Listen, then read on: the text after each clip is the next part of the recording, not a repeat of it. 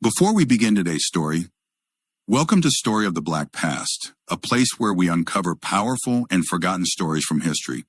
Stories of courage, pain, resistance, and the moments when the oppressed refuse to remain silent. If you are new here, tell us in the comments where you are watching from, your city, your country, and the time you are watching this story. We love to see how far our community spreads across the world. If you have not yet subscribed to our channel, please subscribe and like this video. It helps this channel grow and allows us to keep sharing powerful stories like this one. Thank you for being here. Now please relax, avoid all distractions, and pay close attention. Watch until the end because the story you are about to hear is something you will not want to miss even for a moment. Tonight we travel back to the American South in the year 1855, to a quiet farm in Missouri where a young enslaved woman waited patiently for a special day on the plantation. It was a day meant for celebration, a wedding day. But for her, it would become the day of revenge. The woman was named Celia, and the man whose fate would be sealed was her enslaver, Robert Newsom. The farm of Robert Newsom stood on a stretch of land surrounded by fields of corn and tobacco. From a distance, it looked peaceful. A large wooden house sat in the center, with smaller cabins scattered behind it where the enslaved workers lived. Smoke rose slowly from the kitchen house each morning, and the sound of horses moving through the dirt yard could be heard before sunrise. To visitors passing along the road, the farm looked like a place of order and success. Newsom was known in the area as a man with land, money, and influence. But behind that quiet appearance lived a terrible truth that only the enslaved people truly understood. Celia had arrived on this farm several years earlier. She had been brought there in chains when she was still a young girl. She had no choice, no voice, and no protection. On the very first day she arrived, Newsom made it clear that she belonged to him in every possible way. During the long ride to his farm, he forced himself on her while the wagon moved slowly along the dusty road. It was the beginning of years of suffering that no one around her would just stop. Celia was forced to live in a small cabin not far from the main house. During the day, she worked like the other enslaved people, cooking, carrying water, cleaning, and sometimes working in the fields. But the nights were worse than the long days. When darkness covered the farm and everyone returned to their cabins, Newsom often walked toward Celia's door. His footsteps in the dirt became a sound she feared more than anything. Years passed under this shadow of fear. Celia grew older and stronger, but the control Newsom held over her never changed. The law of Missouri did not protect enslaved women. In the eyes of the courts, she was property, not a human being with rights. If she spoke out, no one would listen. If she fought back, the punishment would be severe. But inside her heart, a quiet change began to grow. At first, it was only anger. Anger at the man who had stolen her freedom and dignity. Anger at the system that allowed it. Each night that Newsom forced himself into her cabin, that anger grew stronger. Over time, it turned into something colder and more patient. Celia began to watch the world around her carefully. She began to wait. The farm was changing during the summer of 1855. Newsom's son was preparing for a wedding. The family planned a large celebration that would bring relatives and neighbors from across the county. People talked about the wedding every day. Workers prepared food, women sewed new dresses, men cleaned the yard and repaired fences so the farm would look perfect when the guests arrived. For Newsom, it was a time of pride and excitement. He spent many evenings drinking whiskey and talking loudly about the coming celebration. But for Celia, the approaching wedding meant something very different. It meant opportunity. A wedding day would bring chaos to the farm. Guests would arrive from distant towns. People would laugh, drink, and dance. The attention of the household would be focused on the celebration. In that confusion, many things could happen without being noticed. Celia began to think carefully about this moment. She had already tried once to beg Newsom to leave her alone. She had stood before him and asked him to stop coming to her cabin at night. Instead of listening, he laughed at her. He reminded her that she belonged to him and that he would do whatever he wished. That moment had changed everything inside her. From that day forward, Celia no longer hoped for mercy. She began planning something else. The wedding date grew closer, As the days passed, the farm became busier and louder. Wagons arrived carrying supplies, chickens were slaughtered, large pots were prepared for cooking, music was planned for dancing. The entire plantation buzzed with activity. Celia moved through her daily tasks quietly, but her mind was always working. She watched how the people moved around the farm during busy days. She noticed when the yard became crowded and when people disappeared into the main house.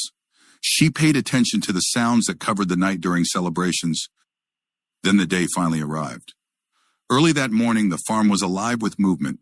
Horses stamped in the yard while guests arrived in wagons. Women in bright dresses stepped carefully from their seats, laughing as they greeted family members. The smell of food filled the air. Musicians began tuning their instruments under a shade tree. To everyone else, it was a day of joy. But inside Celia's mind, another plan was unfolding. Throughout the afternoon, the celebration continued. People gathered under tents and trees to eat and drink. Children ran through the grass while music played loudly across the yard. Newsom moved among his guests proudly, shaking hands and raising his glass again and again. As evening came, the dancing began. Lanterns were hung across the yard, filling the space with warm golden light. The sound of fiddles and clapping hands echoed across the fields. In the middle of this noise and laughter, Celia slipped away quietly. She walked toward her small cabin behind the main house. Inside the cabin, the air was dark and still. She closed the door slowly behind her and stood there listening to the distant music drifting across the night. Her eyes moved to the corner of the room where a heavy stick rested against the wall. It was thick and strong, a piece of hardwood used for carrying firewood. She picked it up and held it tightly in her hands. Outside, the celebration continued. Voices rose with laughter. Glass bottles clinked together. The music grew louder. Hours passed. The sky darkened completely. Guests became drunk and careless as the party stretched deep into the night. Celia waited. Her heart beat slowly but strongly as she sat in the darkness. She knew that eventually Newsom would come looking for her. Even on a night like this, he would not forget the control he believed he had over her. And finally it happened. The footsteps came. Slow, uneven steps across the dirt yard. The sound of a man who had been drinking too much whiskey. The door of her cabin creaked open. Newsom stepped inside. He laughed softly as he closed the door behind him, believing this night was no different from all the others before it. But tonight, the enslaved woman he had tormented for years was no longer afraid. Celia stood up slowly. The heavy stick rested in her hands. Outside, the wedding music continued to play. Inside the small cabin, the moment she had waited for had finally arrived. The lantern light from the wedding celebration flickered faintly through the cracks of the wooden cabin walls. Outside, laughter and music filled the warm night air.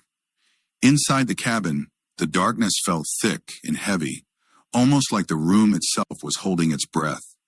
Robert Newsom took a few slow steps forward. The smell of whiskey followed him. He had been drinking for hours with his guests, celebrating his son's wedding on the farm in Missouri. His boots scraped lightly across the wooden floor as he moved closer. For years, this walk into Celia's cabin had been routine for him. He had never once imagined that anything could change. In his mind, the young enslaved woman standing before him was nothing more than property. Someone he could visit whenever he wished. Someone who had no power to stop him. But tonight, something in the room felt different. The silence felt deeper. The air felt colder. Celia stood very still near the corner of the room. Her hands gripped the thick wooden stick so tightly that her fingers began to ache. Her heart pounded loudly in her chest, yet her face remained calm. She had imagined this moment many times during long nights of fear and anger. Each time she asked herself the same question. Would she truly have the courage to act when the moment came? Now the moment stood directly in front of her. Newsom moved another step closer. His voice was low and careless as he spoke to her, the same way he had spoken so many times before. He believed the night belonged to him. Outside, the distant music grew louder as the wedding celebration continued. The sound of fiddles and dancing feet echoed faintly through the fields. Then Newsom reached for her. That single movement broke the final thread of fear that had once held Celia back. Years of anger, humiliation, and pain rushed through her mind all at once. She lifted the heavy stick high above her shoulder. And she struck. The sound was sudden and sharp inside the small cabin. The blow landed against Newsom's head with brutal force. For a moment, he staggered backward in shock. He tried to speak, but the words never formed. Celia swung again. The second strike was harder than the first. Newsom collapsed onto the floor, the wooden boards shaking beneath his weight. The room fell silent except for Celia's breathing. Her chest rose and fell rapidly as she stared down at the man who had controlled her life for years. But she did not stop. Fear pushed her forward again. She raised the stick once more and struck until the movement on the floor finally stopped. The cabin filled with a heavy silence that seemed to swallow every sound. Outside, the wedding guests continued dancing and celebrating, completely unaware of what had just happened only a short distance away. Celia stood there for a long moment, the stick still clutched in her hands. Her body trembled, not only from fear, but from the shock of what she had done. She knew the meaning of this act. In the world she lived in, the punishment for killing a slave owner was death. But something inside her also felt strangely calm. For the first time in years, the man who had haunted her nights would never return to that cabin again. The music outside drifted through the darkness. Laughter echoed across the farm. The celebration was still alive and loud. Celia looked down at the lifeless body of Robert Newsom lying across the wooden floor. Then a new fear entered her mind. What would happen when someone came looking for him? The wedding celebration might hide the truth for a few hours, maybe even until morning. But eventually people would notice that the master of the farm had disappeared. Someone would begin asking questions. Someone would search the cabins. And when they did, they would come here. Celia forced herself to move. Panic would not save her now. She had to think carefully about what to do next. She dragged the body toward the fireplace inside the cabin. The movement was slow and difficult. Newsom was a heavy man, and the wooden floor scraped loudly as she pulled him across it. Several times she stopped, listening carefully to the sounds outside to make sure no one was approaching. The music still played. The laughter still echoed. No one noticed. Celia began gathering pieces of firewood from the corner of the room. Her hands moved quickly as she stacked the wood around the body. The flames inside the small fireplace flickered weakly at first. But when she fed more wood into the fire, it began to grow stronger. Her plan was desperate but simple. If there was no body, perhaps there would be no clear answer to what had happened. The fire slowly spread through the pile of wood. Smoke curled upward toward the ceiling of the cabin. Celia stepped back as the flames grew hotter. The heat filled the small room quickly, forcing her to cover her face with her arm. Outside, the wedding music continued late into the night. Guests danced beneath the lanterns, while the farm glowed with celebration. None of them imagined that only a short distance away, a terrible secret burned quietly inside a small wooden cabin. Hours passed. Eventually, the fire died down, leaving behind only dark ashes and charred remains. Celia stared at the fireplace with tired eyes. Her body felt weak from exhaustion and fear. She stepped outside the cabin for a moment, breathing deeply as the cool night air touched her face. The celebration was beginning to fade. Some guests had already returned to their wagons, while others stumbled toward the main house to sleep. The wedding day was coming to an end. But the consequences of what had happened that night were only beginning. By morning, the farm would wake to confusion. People would notice that the master of the house had vanished. Questions would begin spreading through the plantation. Searches would start. And eventually, those questions would lead back to the quiet cabin where a young enslaved woman had finally fought back against the man who believed he owned her life. Celia looked across the dark fields of Missouri as the first faint light of dawn touched the horizon. She knew the truth. The revenge she had waited for had finally been taken. But the world she lived in would never allow such an act to go unpunished. The first light of morning slowly crept across the fields of Missouri. A thin layer of mist floated above the grass while the farm began to wake after the long night of celebration. The wedding guests who had danced and laughed only hours earlier were now stirring from their sleep. Some stepped outside the house, stretching their arms. Others moved toward the yard to prepare for their journey home.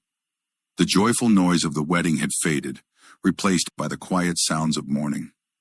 Inside her small cabin, Celia sat silently on the edge of her bed. Her body felt heavy with exhaustion, but her mind refused to rest. Every sound outside made her heart jump. She knew that the calm of mourning would not last long. Sooner or later, someone would begin asking a simple question. Where was the master of the farm? The ashes in the fireplace had cooled during the night. A faint smell of smoke still lingered in the cabin. Celia had spent hours watching the flames burn, hoping the fire would destroy enough evidence to hide what had happened. But fear still pressed heavily on her chest. She knew that secrets rarely stayed hidden for long on a plantation where everyone watched everyone else. Outside the cabin, the enslaved workers were already beginning their morning tasks. Some moved toward the well to draw water. Others gathered tools for the fields. A few of them spoke quietly about the wedding celebration from the night before. They laughed about the music and the drinking that had lasted deep into the night. But as the morning stretched on, a strange confusion began to spread across the farm. People started noticing that Robert Newsom had not appeared. At first, the family assumed he was still asleep somewhere in the house. After all, he had been drinking heavily during the celebration. But when servants checked his room, they found the bed untouched. Soon the confusion turned into concern. Newsom's son began asking the workers if anyone had seen his father since the night before. Some guests remembered seeing him walking away from the celebration late in the evening. But no one knew where he had gone after that. The search began quietly at first. Men walked through the yard calling his name. They checked the barn, the fields, and the nearby road. A few riders even mounted their horses and traveled down the dusty path leading away from the farm. Still, there was no sign of him. As the hours passed, the mood of the farm changed completely. The laughter of the wedding had vanished. In its place grew tension and worry. The family began to fear that something terrible had happened. Whispers began spreading among the enslaved workers as well. Some of them had noticed that Newsom often visited Celia's cabin late at night. It was not a secret among the people who lived and worked on the plantation. Many had seen him walking in that direction countless times before. By midday, one of the white men helping with the search decided to check that cabin. The knock on the door made Celia freeze. For a moment, she could not move. Her hands trembled slightly as she stood up. Slowly, she walked toward the door and opened it. Two men stood outside. Their eyes scanned the inside of the cabin quickly. One of them spoke in a sharp voice, asking if she had seen the master during the night. Celia forced herself to remain calm. She shook her head slowly and told them she had gone to sleep early because she was tired from working during the wedding preparations. The men looked around the room again. Their eyes paused briefly on the fireplace. But the ashes revealed nothing clear. After a few moments, they stepped outside again and continued searching the farm. Celia closed the door and leaned against it, her heart pounding loudly in her chest. For a short time, she believed the danger had passed. But the search did not stop. By afternoon, the disappearance of Robert Newsom had spread beyond the farm. Neighbors from nearby properties began arriving to help look for him. Riders traveled along the roads asking if anyone had seen this missing slave owner. Suspicion slowly grew. One of the enslaved workers remembered hearing strange sounds from Celia's cabin during the night of the wedding. At the time, the music and celebration had drowned out most noises, but now that memory began to seem important. The worker quietly mentioned this to one of the white men organizing the search. Within an hour, several men returned to Celia's cabin again. This time, they did not knock. They pushed the door open and stepped inside, their eyes moving carefully across the room. One of them walked directly to the fireplace. He crouched down and began digging through the ashes with a stick. At first, there was nothing unusual, only burnt wood and gray dust. Then the stick struck something harder. The man reached down and lifted a small, dark object from the ashes. It was a piece of bone. The room fell silent. The men looked at each other with grim expressions. They continued digging through the fireplace, pulling out more fragments, burned pieces that clearly had not come from firewood. Outside the cabin, the news spread quickly. Within minutes, a crowd had gathered around the small building. Celia stood in the corner of the room, her face pale but calm. She understood that the truth had finally been discovered. The men turned toward her slowly. One of them spoke in a low, serious voice. He asked her what had happened inside that cabin during the night of the wedding. For a long moment, Celia said nothing. She looked at the faces around her. Some were angry. Others looked shocked. None of them showed sympathy. Finally, she spoke. Her voice was quiet but steady as she explained that Robert Newsom had come to her cabin again that night. She told them about the years of abuse she had endured. She told them how she had begged him to stop. And she told them that when he refused once again, she had defended herself. The men listened without emotion. In the world of slavery, her words meant very little. Within a short time, Celia was placed under arrest. Chains were fastened around her wrists as she was taken away from the cabin where everything had happened. The same farm that had been full of music and celebration only a day earlier now felt heavy with anger and shock. As the wagon carrying her away rolled down the dusty road, Celia looked back at the fields one last time. The revenge she had waited years to take had finally been carried out. But now she would face a new battle. A courtroom where the laws of slavery would decide whether her act of survival was a crime punishable by death. The wagon carrying Celia moved slowly along the dusty road leading away from the farm. The chains around her wrists clinked softly each time the wooden wheels struck a stone in the path. Two men sat in the front of the wagon, speaking quietly to each other as they guided the horses forward. Neither of them looked back at the young woman sitting behind them. To them, she was no longer simply an enslaved worker. She was now a prisoner accused of killing her own master. The road stretched through open fields and small patches of forest. The warm air of late summer drifted across the land. Celia watched the passing trees and hills with tired eyes. Her mind felt strangely calm. The fear that had once filled her nights on the plantation seemed distant now. She knew that the future waiting for her would be harsh, but the man who had haunted her life was gone. After several hours of travel, the wagon reached the town where the county jail stood. It was a small building made of thick stone walls and iron bars. The door creaked loudly as the guards let her inside. The air within the jail smelled of damp wood and cold metal. The room was dark except for a few narrow windows high in the walls. The guards unlocked a cell and pushed her inside. The heavy iron door slammed shut behind her with a sharp echo. Celia sat quietly on the wooden bench in the corner of the cell. Outside the bars, she could hear distant voices from the street. People were already talking about the shocking news spreading across the county. A slave had killed her master. Such a thing was rare and terrifying to those who depended on the system of slavery. Word of the killing had reached nearly every farm and town nearby. Some people spoke about it with anger. Others spoke about it with disbelief. For many slave owners, the story felt like a warning. If one enslaved person could rise against a master, then perhaps others could do the same. Within a few days, officials began preparing for a trial. The killing had taken place in the year 1855, and the laws of Missouri were clear when it came to crimes committed by enslaved people. Celia would be brought before a court and judged by men who lived in a society built on slavery. One morning, the jail door opened, and guards ordered her to stand. They placed chains around her wrists again and led her through the streets toward the courthouse. A small crowd had gathered outside the building. People whispered and stared as she passed. Some shook their heads with anger. Others watched with silent curiosity. Inside the courthouse, the air felt heavy and tense. The room was filled with men wearing dark coats and hats. At the front of the room sat the judge who would oversee the trial. Nearby sat lawyers and officials preparing their papers. Celia was brought to a small space near the center of the courtroom, where prisoners stood during trials. The chains around her wrists were removed, but guards remained close on both sides. Soon the courtroom filled with more spectators. Many wanted to see the enslaved woman who had dared to strike down her master. When the judge finally entered the room, everyone rose to their feet. The trial began. The prosecutor spoke first.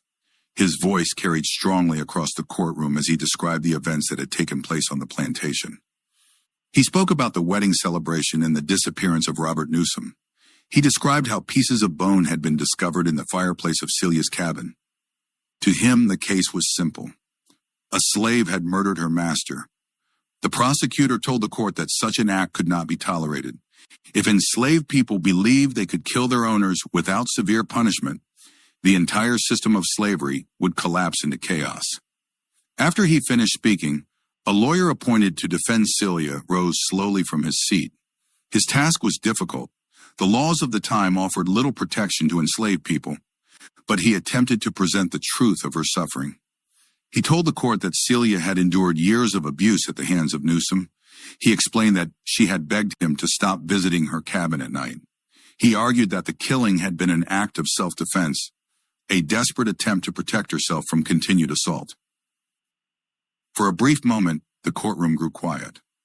But the law in Missouri did not recognize the rights of enslaved women to defend themselves against their owners. Several witnesses were called to speak. Some described the search of the cabin and the discovery of bones in the ashes. Others spoke about seeing Newsom walking toward the cabin on the night of the wedding. Finally, Celia herself was asked to tell her story. She stood before the court with steady eyes. Her voice was calm as she explained what had happened. She spoke about the night Newsom first forced himself upon her when he bought her. She spoke about the years that followed and the fear that filled every evening when darkness fell. Some people in the courtroom listened with uncomfortable silence. Others looked away. But many remained cold and unmoved. To them, she was still property that had destroyed its owner. When the lawyers finished presenting their arguments, the judge prepared to instruct the jury. These were the men who would decide Celia's fate. Her lawyer had asked the judge to allow the jury to consider whether she had acted in self-defense. But the judge refused. He ruled that the law did not allow an enslaved person to claim self-defense against their master. Those words sealed the direction of the trial. The jury left the courtroom to discuss their decision. The wait felt endless. Celia stood quietly while the crowd whispered around her. After a short time, the jury returned. The foreman stood and spoke the verdict. Guilty. The word echoed through the courtroom. A deep silence followed as the judge prepared to announce the punishment. The sentence was death. Celia would be executed for the killing of Robert Newsom. As the guards placed chains around her wrists again, the young woman did not cry or plead. She had known from the beginning that this outcome was likely. The laws of the land had never been written to protect someone like her. She was led out of the courtroom and back to the jail, where she would wait for the final day. But outside the courthouse, the story of her actions continued to spread. Some people spoke of her with anger. Others spoke of her with a strange mixture of fear and respect. Because even though the court had called her a criminal, many understood the deeper truth. An enslaved woman had reached the limit of her suffering and chosen to fight back.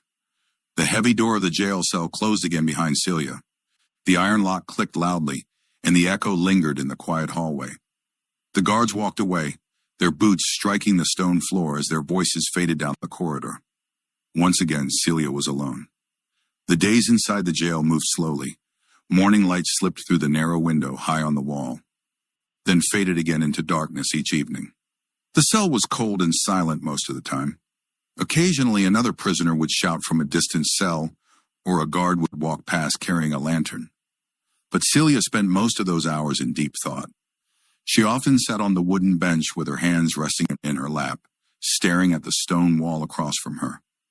Her life had changed completely in only a few days. Not long ago, she had been waking before sunrise to work on the plantation in Missouri. Now she was a prisoner waiting for the day the court had ordered her execution. Yet despite the heavy weight of that future, she did not seem broken. For years she had lived under the constant fear of Robert Newsom, walking toward her cabin at night. That fear had shaped every moment of her life. Now that fear was gone forever. News of the trial spread quickly across the county and beyond. Newspapers began writing about the case. People gathered in small groups outside stores and homes to discuss the shocking story. Some slave owners spoke about the case with anger. They believed the punishment had to be severe in order to prevent other enslaved people from thinking about rebellion. To them, the killing of a master was a threat to the entire system of control that slavery depended on. But others felt something different when they heard the details of Celia's story. Some people quietly admitted that the situation had been cruel and unjust. They spoke about the years of abuse she had endured. They wondered if any human being could suffer such treatment without eventually breaking. Still, the law remained unchanged. The execution date approached slowly. Inside the jail, Celia received a few visitors during those final weeks. One of them was a minister who came to pray with her and speak about forgiveness and faith. He sat outside the iron bars of her cell while she listened quietly. The minister asked if she regretted what had happened. Celia thought for a long moment before answering. She said that she regretted the pain and violence that had filled her life, but she did not regret defending herself when there was no other path left. The minister lowered his eyes, unsure how to respond. Another visitor was the lawyer who had tried to defend her in court. He spoke with her about the possibility of an appeal. There was a small chance that the case could be reviewed by a higher court. For a brief time, hope flickered again. Papers were filed and requests were sent to officials who had the power to delay the execution. Days passed as everyone waited for a response, but the answer eventually returned. The request was denied. The execution would proceed. As the final days approached, the town grew tense. Executions were rare events that drew large crowds. Some people came out of curiosity. Others came because they believed it was important to witness justice being carried out. Early on the morning of the execution day, the jail doors opened once more. Guards entered Celia's cell and told her it was time. She stood up slowly. Her movements were calm and steady as they placed chains around her wrists again. The hallway outside the cell was dimly lit by lanterns as they led her toward the exit of the building. Outside, a crowd had already gathered near the place where the execution would take place. The sky was pale with early morning light. A wooden structure stood in the open area beyond the jail. The gallows had been prepared during the night. People whispered as Celia was brought forward. Some stared with hard expressions. Others looked uneasy, shifting their feet in the dirt. For a moment, she lifted her eyes and looked across the crowd. No one from the plantation stood there to defend her. No one from the court had come to question the fairness of the law. Yet among the many faces watching her, there were a few who looked at her with quiet sympathy. A guard led her up the wooden steps. The platform creaked beneath their weight. The minister who had visited her in jail stood nearby, holding a small book in his hands. He offered a final prayer, speaking softly about mercy and peace. Celia listened quietly. When the prayer ended, the executioner stepped forward to place the rope around her neck. For a brief moment, the entire crowd fell silent. The wind moved gently across the open field, rustling the leaves of nearby trees. Then the final moment arrived. The platform beneath her feet was released. The story of Celia came to an end that morning, but her story did not disappear. Over the years that followed, historians and writers would look back at the events of 1855 and ask difficult questions about justice and humanity. They would remember the enslaved woman who had reached the limit of her suffering and fought back against the man who believed he owned her life. Her name would remain in history as a symbol of resistance against a brutal system. And long after the plantation fields of Missouri had changed and the laws of slavery had vanished, people would still speak about the courage and tragedy of the enslaved woman who waited patiently for the moment to take her revenge. The crowd slowly began to scatter after the execution. Some people walked away quickly without speaking, while others remained for a moment longer, whispering among themselves. The early morning sun had climbed higher in the sky, casting long shadows across the ground. For many in that town, the event was over. Justice, as they believed it, had been carried out. But stories do not always end the moment a life ends. In the weeks that followed, the name of Celia continued to travel far beyond the small town where she had been executed. Travelers carried the story along dusty roads. Letters were written and sent to distant relatives. Newspapers across different parts of the country began printing reports about the strange and troubling case.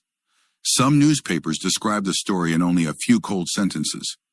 They wrote about an enslaved woman who had murdered her master, Robert Newsom, and had been executed for the crime. Those reports focused only on the killing itself. But other writers began to look deeper. They asked questions that many people had avoided during the trial. What had driven a young enslaved woman to such a desperate act?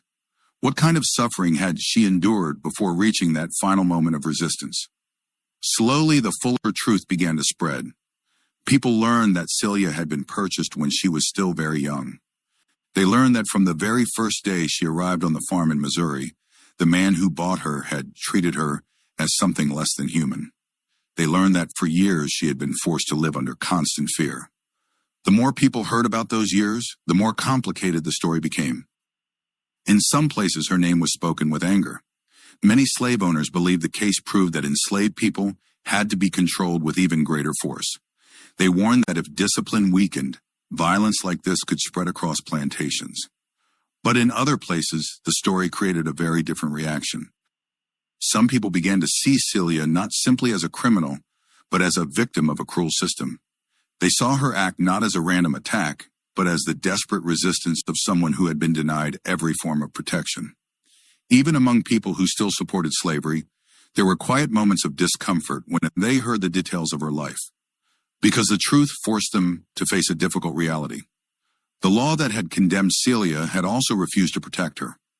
During her trial, the court had refused to allow the jury to consider whether she had acted in self-defense. The judge ruled that an enslaved person had no legal right to resist a master. Those words revealed something very clear about the world she had lived in. The law itself had placed her in a position where survival and crime became the same thing. Years later, historians studying the case would examine the records of that trial carefully. They would read the testimony of witnesses. They would study the arguments presented in court. And many of them would come to the same conclusion. Celia had lived in a world where justice was never meant to include her. Yet her story refused to disappear. As time passed, the United States itself moved closer to a great conflict over the future of slavery. The tensions between those who defended slavery and those who opposed it continued to grow. Only a few years after Celia's execution, the country would be pulled into a terrible war that would change the nation forever. That conflict would eventually lead to the destruction of the system that had shaped Celia's life. Slavery would finally be abolished. But freedom came too late for the young woman whose story had revealed the cruelty of that system so clearly. Today, historians still speak about Celia when they discuss the hidden struggles of enslaved women. Her case reminds people that slavery was not only about forced labor in the fields. It also involved deep personal violence that often remained unseen and unspoken. Celia's life exposed that painful truth. She was a young woman who had been denied every basic protection that should belong to a human being. When she finally resisted, the law treated her resistance as a crime. Yet despite the tragic end of her life, her story continues to hold power. It reminds the world that even in the darkest systems of oppression, there are moments when people refuse to remain silent. Moments when courage rises from suffering. Moments when someone decides that fear will no longer control their life. The story of Celia is one of those moments. It began on a quiet plantation in Missouri, where an enslaved woman waited patiently through years of pain. It reached its turning point on a wedding night when she finally fought back against the man who believed he owned her. And even though her life ended beneath the gallows, the truth of her story survived long after the system that condemned her had fallen. That is why her name still echoes through history. Because sometimes the most powerful stories are not the ones that end in victory.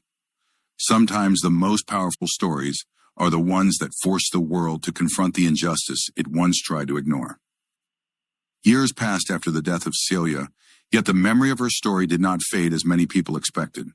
The land where the events had taken place slowly changed with time. Seasons came and went, crops grew and were harvested again and again across the fields of Missouri. The small farms and towns that once whispered about the shocking case continued their daily routines.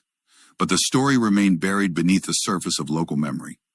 Older residents who had lived during those years sometimes spoke quietly about the night when everything changed on the plantation of Robert Newsom. They remembered the wedding celebration that had filled the farm with music and laughter. They remembered the sudden confusion when the master disappeared. And they remembered the grim discovery inside the small cabin where the fire had burned through the night. For a long time, those memories were spoken about only in private conversations.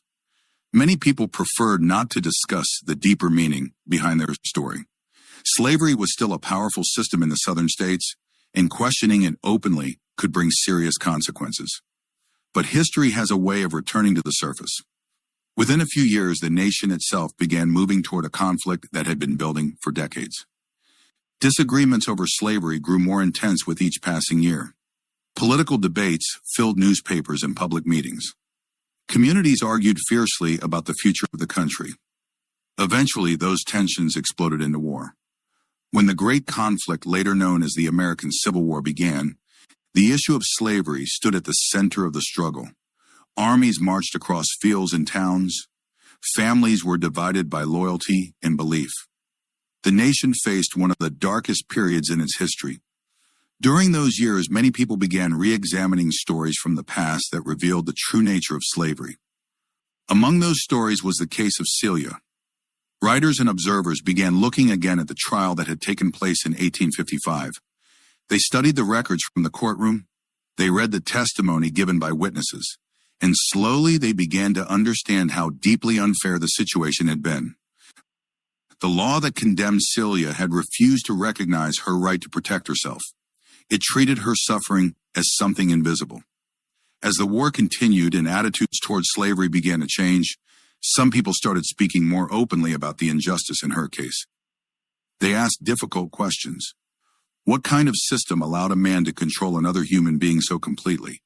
What kind of law punished a victim for defending herself against years of abuse? These questions echoed through conversations across the country as the war slowly reshaped the future of the nation. Then, in the year 1865, the war finally ended. Slavery was abolished across the United States. The system that had once controlled millions of lives was officially destroyed. For many formerly enslaved people, the end of slavery brought a new beginning filled with hope, uncertainty, and enormous challenges. Freedom opened doors that had been locked for generations, yet the scars of the past remained deep. Among those who reflected on the long struggle against slavery were historians who began gathering and preserving stories from the years before the war. They searched for records that revealed how enslaved people had resisted oppression in both small and large ways. Sometimes resistance meant escaping through hidden paths toward freedom. Sometimes it meant secret acts of defiance inside the plantation system. And sometimes, as in the case of Celia, it meant a moment of desperate self-defense that shocked an entire community. Over time, the story of Celia became an important example for scholars studying the experiences of enslaved women. Many historical records about slavery focused mainly on labor in the fields or large rebellions led by groups of men. The voices of enslaved women were often missing from those accounts. But Celia's story revealed another side of that history. It showed how enslaved women faced dangers that were rarely discussed openly. Their bodies, their dignity, and their safety were often completely controlled by the people who claimed to own them. In that harsh reality, many women were forced to endure abuse with no legal protection. The case of Celia forced later generations to confront that painful truth. Her life became a reminder that slavery was not only a system of forced labor, but also a system that allowed deeply personal violence to continue unchecked. As the decades passed and historians continued studying the past, Celia's name appeared more often in books and discussions about the realities of slavery. Researchers examined court documents and historical accounts to piece together the events of her life as accurately as possible. They described how she had been purchased at a young age. They described how she had endured years of suffering. They described how she had waited patiently until the night when she finally resisted. And they described the trial where the law refused to see her as a human being worthy of protection. For modern readers, the story carries a powerful message. It reminds us that history is not only made of famous leaders and large battles. Sometimes the most important lessons come from the lives of ordinary people who were pushed into extraordinary circumstances. Celia was not a general leading an army or a politician writing laws. She was a young woman trapped inside a brutal system. Her act of resistance did not change the world immediately, but her story helps later generations understand the human cost of slavery in a deeper way. Today, when people study the long struggle for justice and equality, the story of Celia stands as a powerful reminder of courage born from desperation. It reminds us that even in the most oppressive systems, the human spirit can still rise in defiance. And it reminds us that every voice from the past, even those once silenced by injustice, has the power to teach us something about truth, dignity, and the enduring desire for freedom. As the years turned into decades, the story of Celia slowly moved from whispered memory into written history. What had once been a shocking local incident on a plantation in Missouri began to attract the attention of historians who were trying to understand the deeper realities of slavery in the United States. For many years after the American Civil War ended, the focus of history books had often been on generals, political leaders, and large battles. The stories of enslaved people were rarely told in full detail. Even when slavery was discussed, the personal suffering of individuals was sometimes hidden behind broad descriptions of the system. But as new generations of scholars began studying the past more carefully, they started searching through court records, plantation documents, and old newspaper reports. In those records, they found the trial of Celia. The details were difficult to read. The documents described how she had been purchased when she was still very young by Robert Newsom. They described the years of abuse she endured on his farm. They also recorded the tragic ending that followed her act of resistance. For historians, the case raised many powerful questions about the nature of justice during the time of slavery. One of the most troubling aspects of the trial was the decision made by the judge. Celia's lawyer had asked the court to allow the jury to consider whether she had acted in self-defense. Under normal circumstances, a person who faced violence could claim the right to defend their own life. But the judge refused to allow that argument. The reason was simple and devastating. The law at that time did not recognize the right of an enslaved person to defend themselves against their master. In other words, the system that placed Celia in danger also denied her the legal protection that might have saved her. This detail shocked many modern readers who later studied the case. It revealed just how deeply the laws of slavery were designed to protect the power of slave owners rather than the lives of the enslaved. As the story became more widely known, Celia's life began to appear in historical discussions about resistance within slavery. Many people often think of resistance only in terms of large revolts or dramatic escapes. Events like the uprising led by Nat Turner are often remembered as major acts of rebellion. But historians began pointing out that resistance could take many different forms. Sometimes resistance was quiet and hidden. Sometimes it involved secret efforts to preserve dignity in a system designed to destroy it. And sometimes resistance appeared in moments of desperate self-defense, like the night when Celia finally refused to endure any more abuse. Her story also helped historians understand the particular struggles faced by enslaved women. Women living under slavery often endured forms of violence that were rarely discussed in public at the time. The law did little to protect them, and their voices were often ignored. Celia's case forced people to confront this reality directly, because the court records clearly described the abuse she had suffered. They showed that she had asked her master to stop visiting her cabin. They showed that her pleas had been ignored, and they showed that when she finally defended herself, the legal system chose to punish her rather than examine the cruelty that had pushed her to that moment. As the 20th century progressed, more writers and researchers began telling Celia's story in books and lectures. Her life became an important example used to teach students about the hidden experiences of enslaved women. Her story also began appearing in discussions about the broader fight for civil rights in the United States. Activists and scholars sometimes pointed to her case as an early example of how laws could be used to deny justice to certain groups of people. By studying the past, they hoped to prevent similar injustices in the future. Today, the story of Celia continues to be studied by historians around the world.